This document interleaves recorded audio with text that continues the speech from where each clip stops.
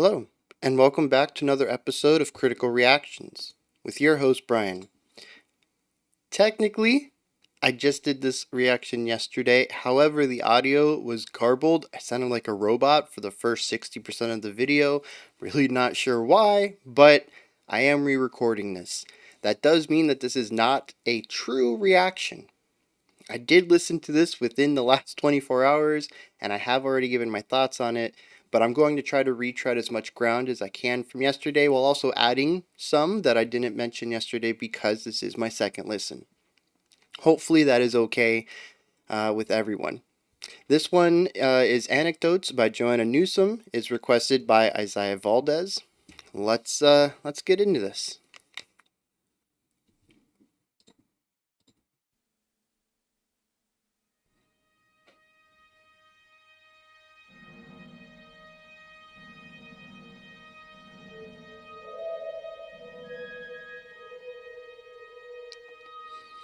So we're starting on a single drone.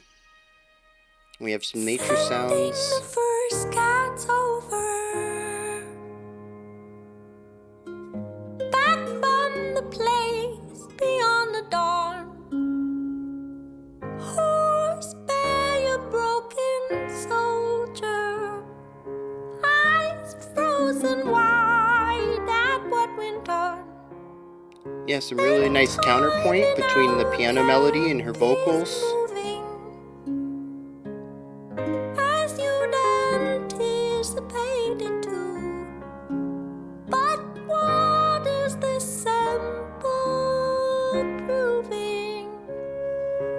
Anecdotes cannot say what time may know.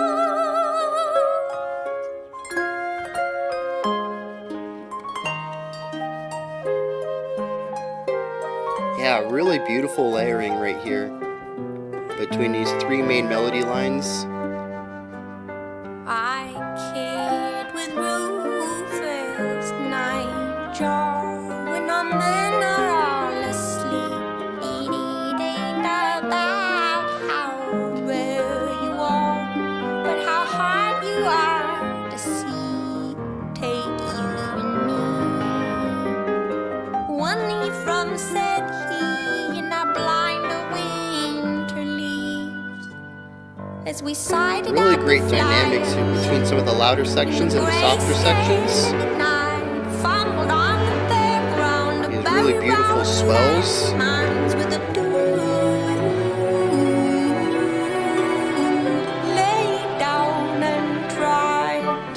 Yeah, we had the really quick bowing on the strings, providing some rhythmic contrast.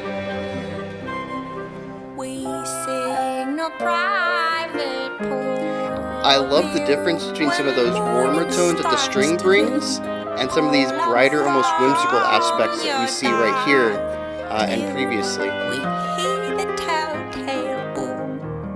Too soon, her doggy loon caught there like a shot, a mirror in the moon.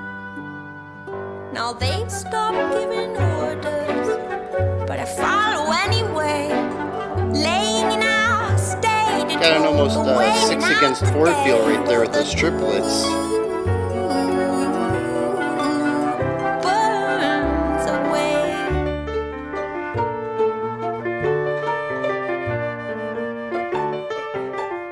And still carrying on that triplet feel. Rushing, tearing, speeding home, bound to a wheel that is not my own. Just a beautiful moment to bring those harps in. I long to see temporary Nice, like rhythmic bounciness between the piano and the harp. along the road, the lights stream by. I wanna go where the dew won't dry. I wanna go where the light won't bend, far as the eye may reach nor end. But in as much as that light is lonely, so far as we borrow. What's interesting is the song continues to use the 6 against 4 idea, and And different sections feel like they should be in 6/8, and others feel like they should be in 4/4. And I really like how there's a playfulness in the meter there. To the garden, and we sing to the stars. And we sing in the meantime, wherever you are, in the fold and the branches, somewhere out there. I was only just born into open air. Now hush, little babe, you don't wanna be down in the trenches. Remember with me where you will not mark my leaving, and you will not hear my parting song, nor is there cause. Beautiful resolutions here. These little micro chord progressions. Nor is there cause for carrying on. And darling, when you are able, come down. That string drone came back from the beginning. In your families round the table, will you come down before the sun is gone?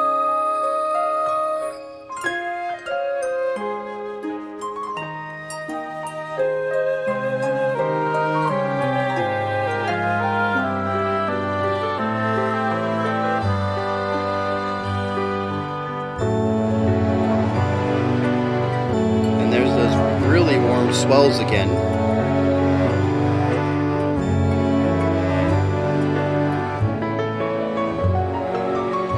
And bringing back this motif of the 6/8, the triplet runs against the swells. So good.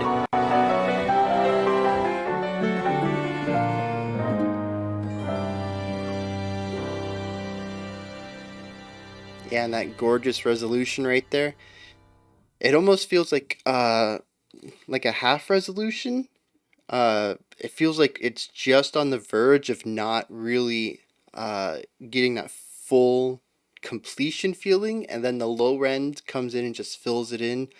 It's so good.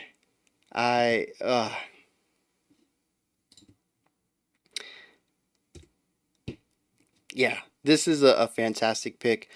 Thanks, Isaiah, for bringing this to my attention. Um,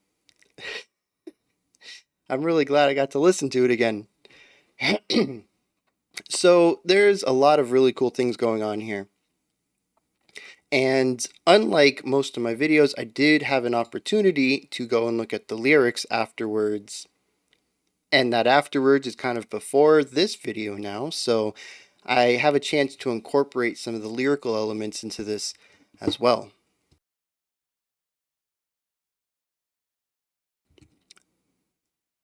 But I want to start with the music. We're doing lo-fi week, right? And this is the complete opposite of that. This is extremely lush. This is extremely clean. There's just so much going on here on the production. It's a gorgeous production. I love it. And I say gorgeous, I don't mean that lo-fi production is ugly. It can fit and with themes of the music, and there definitely could be an argument made for some for some sounds in lo-fi to be gorgeous or be beautiful. It really is up to the ear of the listener. That's terrible. Beauty's in the eye of the beholder, though. So some people may listen to lo-fi and think it's really gorgeous. I have said that some really aggressive, heavy music in the past has had very gorgeous passages to it. So I'm not saying that this is gorgeous because it's clean, but it's gorgeous and clean, which is just, that is right up my alley. That is the perfect kind of sound that I typically gravitate towards in my casual listening. And I mentioned that it's a lush production. And what I mean by that is that it's very full and varied. There are so many timbres and voices being utilized in here, and they're all brought in and mixed and mastered and leveled perfectly. And I don't like to use the word perfect too often unless I'm saying that it's perfect for me. But I really can't find any flaws in the production here. It's just done exceptionally well, especially given the task that they have on hand of making sure that all these instruments have their place at every moment in the song. And I know this is sort of pop adjacent, I would say. Almost we got like folk pop, classical pop, somewhere in that area, I think is where this would resonate, if those are real genres. So having a high production value and experienced engineers putting this together does not surprise me. Pop is well known for that. But I'm gonna gush a lot about the production over the next half hour. I can already see it. Um, but the music I think is where this really shines. We have all sorts of timbres or voices or sounds or tones, however you want to look at that, present here. We have warm, wide tones. We have bright, poppy, bouncy tones. We have that warm reverb of the vocalist. There's just so many instruments present here, filling in so many different aspects of sound. And they're all utilized in very interesting ways.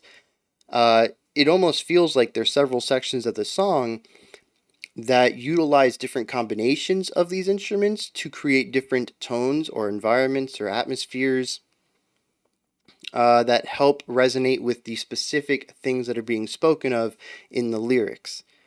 And I think that's awesome. I've mentioned in the past that I'm a huge fan of having a wide gamut of instruments available for a song. That doesn't mean that I dislike smaller groups of musicians. For instance, I tend to write string trios. That's kind of my home.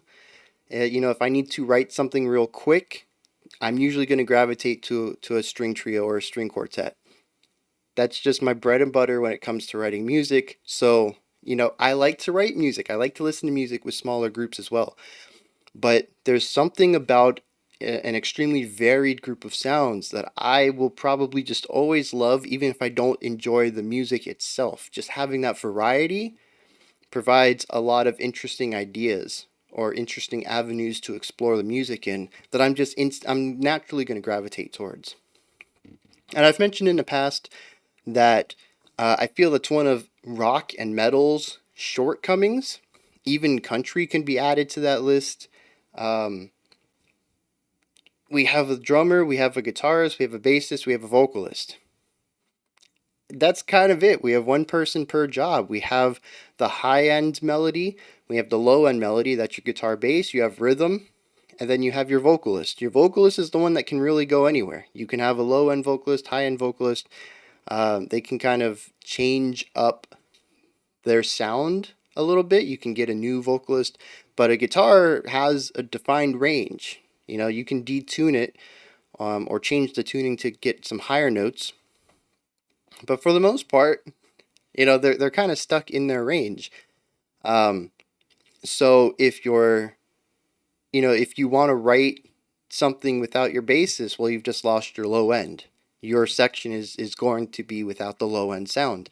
And that's not the same that's true in stuff like this, like Anecdotes, or when you have a large orchestra, or even a big band. You can cut out one instrument and not lose an aspect of the sound, a range of the sound. You're just going to get a different combination of timbres, of colors. And that's something that this does expertly well. I think the only other genre-esque thing that has this strength to it naturally, it would be anything electronic adjacent, including modern pop. And we actually explored that when we looked at Electronic Week last night, just how many different samples or sound effects were being used in the songs. And they have such a wide availability of sounds to put in. And they also have the benefit of not having to worry about who's going to play it or if we can get this sound out of a natural acoustic instrument. It's all done digitally, which is just a really nice affordance in that genre of music. But coming back to anecdotes, we have strings. We have a few strings. We have harps.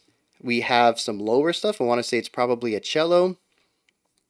We have some woodwind stuff. We definitely have flutes. I think I heard something reeded, maybe an oboe or a clarinet. We have her vocals.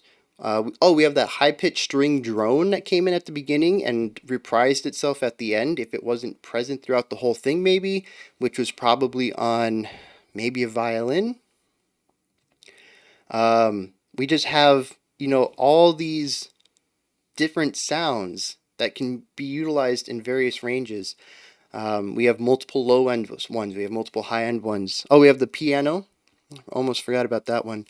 And the thing is that the way that their tones overlap with each other, or maybe their natural tendency to play certain things, um, can really clash or strengthen other instruments' tones or what they naturally are more likely to play. Or what I suppose a better way of saying that is what's easier to play on those instruments. Um, and you can mix and match these to create a bunch of different atmospheres for the song, and they do that exceptionally well. We have that super bouncy part in the middle with the highly rhythmic harp section played up against the piano. That was just gorgeous. We have those really wide, deep string swells on the cello, and that gets paired sometimes with the triplet feel in another instrument. Sometimes the swells are done just by themselves, and you really get to feel, the the swelling of those sections. You really get to feel the volume increases and the legato movement into the different notes. And it is just. I don't know if Joanna is the composer here. I know with pop, usually your singer is going to possibly write the lyrics, maybe write the melody, but usually there's going to be somebody who handles the music. And in modern pop, it tends to be the engineer. I don't know what's happening here since this all sounds live to me. There's a richness and a very human element to the playing. So something tells me that all of this was recorded live. So you would still need an engineer to mix the song. But I don't know if the engineer would also be the person who's writing the music. In that case, I'm thinking that there might be a composer here. That composer could very well be Joanna. I don't know. That's one thing I probably should have looked up after checking out the lyrics. And of course, YouTube's not providing me any information on that. Yay. Well, I guess it's not YouTube, it's the record label. They should have provided that information in the description. But regardless, whoever the composer is has a knack for textural utilization and really knowing when to use what combination of instruments and how to write their individual pieces to either complement or contrast with the instruments they're playing with. And what's really interesting is that the instruments don't always get put into sort of a pigeonholed sound. The harp does do some really harsh plucking to give it some rhythmic, almost percussive elements at times, and then other times it has a very light brush to give it a very legato feel to the runs. The piano does chords sometimes, and other times it does really rhythmic elements. Sometimes it carries a melody. Everything is sort of all over the place, and it's really about knowing. Again, I feel like I've said this so many times. It's about knowing what tone you want to carry what idea at a specific time, and just whoever composed this just had such a mind for it. So production off the charts, composition off the charts, the performance, the musicianship, beautiful. There is so much like I said, so much of the human aspect and like a passion put into the individual notes. Whoever was playing these, all the musicians on this, they really felt the music. I don't know if this is going to be the same for this entire album or maybe her entire library of works, but whoever was doing the music, playing the music, the musicians on this specific track were really feeling it. I had spoken about contrast, contrasting timbres, contrasting ideas I picked up a few times in the song when I mentioned, we had the 6/4 feel, so we had contrasting polyrhythmic ideas. And then we also have contrasting levels of rhythmic concepts, not just polyrhythm, but maybe somebody's going to be holding out notes, maybe someone's going to be playing something that's a little faster, and the way that these things complement each other. I mentioned at one point we had just the cello swells, at another point we had the cello swells plus the harp maybe doing triplet eighth notes. So we had this nice moving run against that we didn't have last time. So it gives some more rhythmic context to that feeling.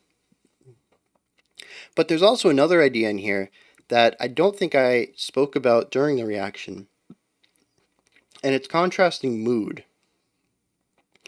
There are some sections in this song that are very wide and warm and sometimes have a little bit of melancholy to it, but not necessarily. They just have more of a grounded feel to them. I've noticed often it's when the strings come in or the woodwinds. They tend to provide this grounded aspect. But when the more percussive elements come in, we got the harp doing the plucking or the keyboard. Speaking of keyboards, percussive is kind of strange, but I mean it's hammers hitting things. Think about that for a second. It's hammers hitting strings. Um, but those elements and see harp, keyboard or piano, maybe something else. I don't remember. Flutes maybe. There's a whimsical bounciness to it, almost a youthful joy, a lot of fun concepts working into these sections. That's where we tend to see more of the rhythmic complexity, like with the harp and the piano doing highly rhythmic aspects with different accented notes, accented beats, and creating this fun bounciness.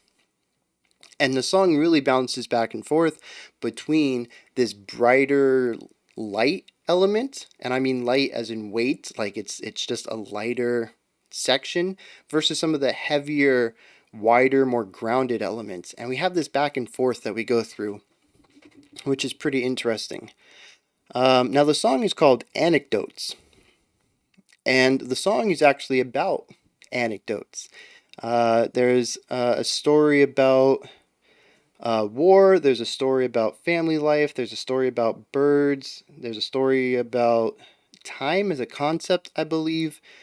Um, and the interesting thing is, the song as a whole, I mentioned, kind of jumps back and forth between these two ideas. We have the bright and bouncy, and sort of the heavier and grounded. And it really is not difficult to see this song sort of in either a single idea that has minor variations on it, or two ideas that bounce back and forth, because a lot of the foundational work is very similar from start to finish. It really is the combinations of instruments and the different timbres that bring out these different atmospheric elements throughout the song. But I would not be surprised if the song was written as a single concept, a single idea with a single foundation, because there really isn't any strong song structure here. I would say the song feels very loose. It kind of moves from one idea to the next. I don't really feel much of a repetition. I don't really see a standard A B A B C B pattern. It really does just feel like one idea moving one idea moving to the next. It really, we can break it up into these atmospheric ideas, but that's really about it. So it feels like a single concept strung together through various atmospheres. And what's interesting is those atmospheres line up with the lyrics. When we move from one anecdote to the next in the lyrics, we also change the feeling of the section. And when we look at it that way, it sort of ends up as a mini rhapsody.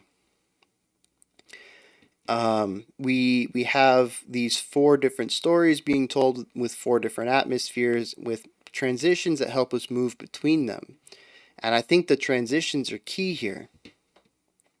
Not only do they transition us between concepts lyrically, but they also provide foreshadowing in some senses.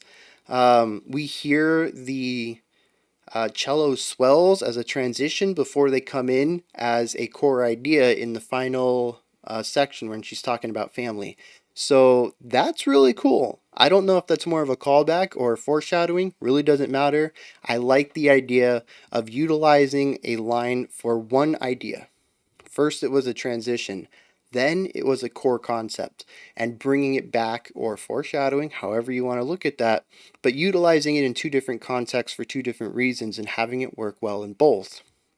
Reutilizing ideas is not lazy. Copying, pasting things is not lazy. It is a tool in the composer's toolbox. I've mentioned before that theme is really cool, especially when you can take something you wrote for a verse. Like you're writing a metal song, you got a verse riff or whatever. You move into the bridge, and you've got your bridge riff, and then maybe you have a double tracked guitar where a single guitarist is playing two things. Just recorded two lines in the studio, and maybe one's done live. It would just be in the speakers or whatever. Or maybe your other guitarist isn't doing anything in the bridge. They now take the verse and the verse riff. Maybe they bump it up a third or a fifth so that you have a little bit of difference in there. Maybe they add some eighth notes in a couple of places where you're holding notes out, so it adds a little bit of rhythmic variation. But now you have this little bit of variation on this idea you've already played, also in a new context. It's with a new drum pattern. It's with a new guitar riff. Maybe the two riffs are being counterpoint now. It's just really cool to take something you've already written and put it in a new context. You can even bring it back 5 songs later on your album. Whatever. It is a low effort, low cost way to introduce interesting ideas into your writing. And I don't mean low effort, low cost in a negative way. Honestly, when you make music, when you make any art, you definitely want to not cut corners in a way that is a detriment to your piece. But the less work you got to put on it, that's less time it takes to make. Means it gets done. Sometimes if you just don't know what to do with music, or writing, art, and you've hit a roadblock, start copy pasting things. Honestly, that doesn't always work, but it's a fun thought experiment. See if you can take one idea and put it somewhere else and make it fit, and then you might end up with some really cool music. Like here, like I said, I don't know if this was intentional or not. For all I know, this was supposed to be just a transitory idea, and they needed a part at the end, and they're like, oh, whoa, we threw this over there, and it sounds great. Let's roll with it. So, yeah. I absolutely love when we can reuse stuff we've already done. And this is an exemplary example. This is a great example of how doing that is going to increase the richness of a song. So yeah, this I think I touched on everything I wanted to. The idea of anecdotes and how that fits in both with music and with lyrics. The production, the composition, the layering, timbre use, contrasts. The only other thing I think I want to touch on before we go, and it's a minor note, which is why I'm saving it for the last. Joanna's vocal inflections and how she chooses to say specific syllables is very interesting. It caught me off guard the first time. It's still it's still a little unorthodox here on my second listen. It's not as distracting this time as it was last time because I was ready for it, but I find it very intriguing how she chooses to emphasize certain syllables. Some of them are just super wide. She'll just get like an O that's like ow, ow. Get like a really wide O sound. Sometimes she'll get like super nasally on a specific vowel. It's just it's intriguing. I've never heard anything quite like it. Um, and you know the good thing about that is kind of a double-sided sword, double-edged sword. That's what it is. Um, it's probably going to turn some people away from her music if they don't necessarily like it. But on the other end, it is super unique, and I would never confuse her singing for anybody else. So, another one like that is Alanis Morissette. She has a very unique way of singing her vowels and syllables that is just very Alanis. I would never get that confused with anyone else. So yeah, that's an interesting thing. I'm curious if she always does this, or if maybe this was something she was experimenting with this song, this album, or if this is just the way she sings. Um, so yeah, those are my thoughts on Joanna Newsom's Anecdotes. This is where you guys come in though. Hit me up in the comments. Let me know what's up. Let me know if you enjoyed this, if you didn't, if you have any context to this, and more Joanna Newsom like this. The singing was good. It was very well done. I enjoy her vibrato and her range, but it also is very much in that folky pop area. So it's not something I actively look for. However, the composition in this is just so strong. So if there's more stuff from Joanna with this strong composition, I definitely want to be pointed in that direction. When you're done commenting, if you could, head up to the description box. There's a link in there for Linktree, which is an excellent resource. It takes you to a menu with everything related to the channel. Whether you would like to join the Discord, support me on Patreon, follow me on Twitter, submit your own special selection, everything is in there. Above the description box, if you could, like, subscribe, and ring the bell. I highly appreciate all three of those. We'll be back tomorrow at 5 p.m. Eastern Standard Time, 9 p.m. UTC, as usual, with our penultimate day of the week. We'll be looking at one more lo-fi song and then another special selection. Till next time, remember to be critical, but not cynical of the music you listen to, and have a fantastic morning, afternoon, or evening, whenever you choose to watch my videos.